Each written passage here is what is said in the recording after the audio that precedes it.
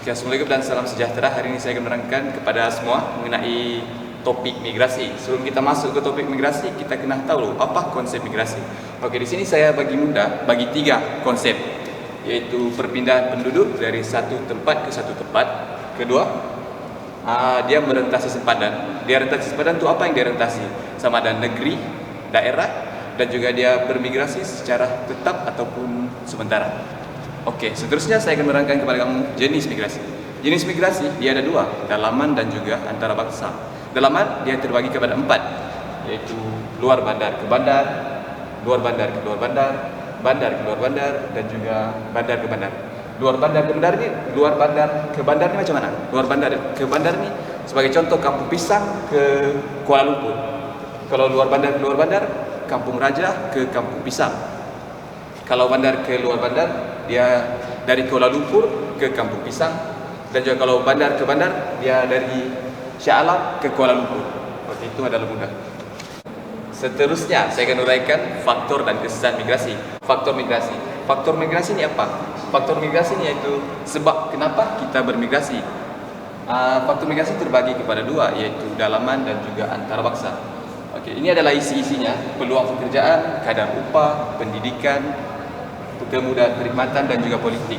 Kesemua isi ini sebenarnya boleh digunakan sama ada dalaman ataupun antarabangsa. Ia tergantung kepada uraian kita sendiri. Sebagai salah satu contoh, peluang pekerjaan. Peluang pekerjaan melalui faktor dalaman. Faktor dalaman contoh luar bandar ke bandar. Luar bandar ke bandar, dia terhad kepada sektor pertama saja. Sebagai contoh, sektor pertanian. Sektor pertanian di luar bandar itu saja peluang pekerjaan yang ditawarkan. Berbanding dengan di bandar. Di bandar dia punya sektor pekerjaan dia banyak. Dia terdiri pada sektor kedua dan juga sektor ketiga. Oke, seterusnya adalah kadar upah. Kenapa kadar upah ini menjadi faktor kenapa kita bermigrasi? Oke, sebagai salah satu contoh, saya bermigrasi ke Semenanjung. Kenapa saya bermigrasi ke Semenanjung? Di tempat saya sendiri, Sabah, dia punya gaji minimum ada sebanyak 920 berbanding dengan Semenanjung yang ditawarkan sebanyak 1.200.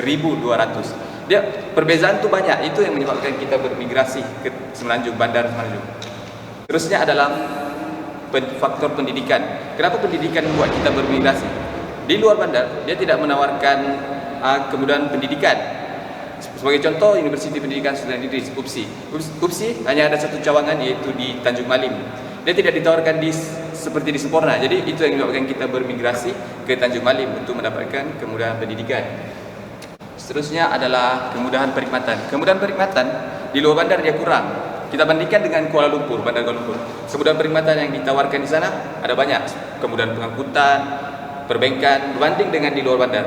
Sebagai satu contoh kemudahan pengangkutan, KTM, LRT, kemudahan pengangkutan awam tu memudahkan kita bergerak berbanding dengan di luar bandar. Itu yang menyebabkan kita bermigrasi. Kalau yang tadi kita uraikan melalui faktor dalaman, seterusnya kita uraikan melalui faktor antarabangsa. Faktor antarabangsa dia guna isi yang sama, yaitu peluang pekerjaan, kadar upah, pendidikan, kecuali kemudahan perkhidmatan, dan kita gantikan dengan politik. Peluang pekerjaan. Kalau kita tengok di negara Malaysia, penduduk paling ramai yang berhijrah ke Malaysia, bermigrasi ke Malaysia, Indonesia, Bangladesh, Filipina. Kenapa orang bermigrasi? Diorang bermigrasi sebabkan negara asal mereka menawarkan peluang pekerjaan yang terhad. Berbanding dengan di Malaysia memerlukan tenaga buruh yang banyak. Itu sebabnya mengapa mereka bermigrasi. Seterusnya melalui kadar upah. Kita boleh kaitkan dengan kadar peluang pekerjaan yang ditawarkan. Di Malaysia, kadar upah yang ditawarkan adalah tinggi berbanding dengan di negara-negara asal mereka, sebagai contoh Indonesia. Oke, seterusnya adalah faktor pendidikan. Salah satu contoh negara yang kita boleh ambil contoh adalah negara India. Kenapa negara India? Mereka menawarkan pendidikan khususnya dalam bidang perubatan adalah antara yang terbaik di dunia. Sebabnya kenapa? Sebabnya negara India dia menggunakan organ yang real untuk melakukan pembedahan berbanding dengan negara-negara yang lain menggunakan model. Itu adalah faktor mengapa mereka bermigrasi ke India. Seterusnya melalui isi politik. Di salah satu contoh di Myanmar, yaitu kaum Rohingya.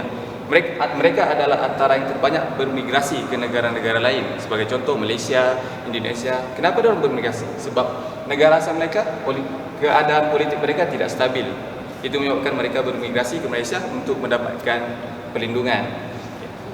Seterusnya adalah kesan. Kesan ni, apabila kita bermigrasi atau tinggal di suatu tempat tu, kita akan menimbulkan kesan. Sebagai salah satu contoh adalah membangunkan kawasan baru. Membangunkan kawasan baru ni, kita boleh ambil contoh di luar bandar. Kita boleh ambil contoh kawasan luar bandar, Felda. Kenapa dia boleh bangun? Disebabkan Felda ni dia menyediakan perkhidmatan sekolah, menyediakan kemudahan air, banyak kemudahan perkhidmatan yang menyebabkan kawasan luar bandar, penduduk dari luar bandar yang lain berhijrah ke luar bandar yang lain, iaitu Felda. Jadi itu yang menyebabkan kawasan luar bandar tersebut, iaitu Felda, maju dan bangun. Seterusnya melalui kesan meningkatkan pasaran barangan. Meningkatkan pasaran barangan ni apabila penduduk tu bermigrasi ke suatu tempat. Sebagai contoh bandar. Apabila bandar tu penduduknya meningkat, jadi mudah dipasarkan barangan tu. Sebagai salah satu contoh bandar Kuala Lumpur, kita boleh tengok Kuala Lumpur, dia antara negeri yang banyak pusat beli belah. Kenapa banyak pusat beli belah? Sebabkan barangan di sana mudah dipasarkan. Okey, seterusnya melalui kekurangan tenaga kerja. Kekurangan tenaga kerja ni hasil daripada migrasi penduduk dari luar bandar. Apabila migrasi penduduk luar bandar, jadi tenaga kerja di luar bandar tu kurang diusahakan. Sebagai salah satu contoh, kelapa sawit yang kurang diusahakan akibat daripada kekurangan tenaga kerja. Masalah setinggan. Salah satu contoh negara yang kita boleh beri contoh iaitu Indonesia, Bandar Jakarta. Bandar Jakarta merupakan antara negara yang mempunyai masalah setinggan yang tinggi, disebabkan Jakarta merupakan pusat peluang pekerjaan. Jadi ramai daripada bandar-bandar lain, luar bandar lain bermigrasi ke bandar tersebut.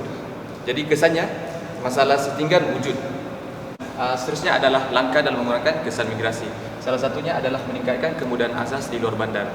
Sebagai contoh, Felda merupakan salah satu contoh dalam meningkatkan kemudahan asas di luar bandar. Kenapa? Macam mana Felda ini boleh meningkatkan kemudahan asas? Felda dia tubuhkan sekolah, dia balai polis, kemudahan perkhidmatan yang lain. Jadi kesannya kemudahan perkhidmatan di Felda itu meningkat dan akan semakin banyak bermigrasi ke luar bandar. Seterusnya melalui memodernkan sektor pertanian. Di luar bandar kebanyakannya terdiri pada sektor pertanian. Sebagai salah satu contoh padi di luar bandar dia kebanyakan masih menggunakan alatan tradisional. Jadi melalui memodernkan sektor pertanian seperti penggunaan jentera, dia akan meningkatkan hasil pertanian. Jadi ini menyebabkan banyak migrasi ke luar bandar akibat daripada sektor pertanian itu telah dimodernkan. Okey, langkah yang terakhir iaitu menguatkuasakan undang-undang pengambilan pekerja asing. Okey, kenapa kita mau menguatkuasakan undang-undang? Sebab banyak pekerja asing yang masuk ke dalam sebuah negara secara haram. Sebagai salah satu contoh Malaysia. Okey, macam mana kita mau menguatkuasakan undang-undang? Melalui pemberian permit pekerjaan yang terhad dan meningkatkan operasi parti ataupun PTI terhadap pekerja asing. Okey, itu sahaja. Sekian, terima kasih.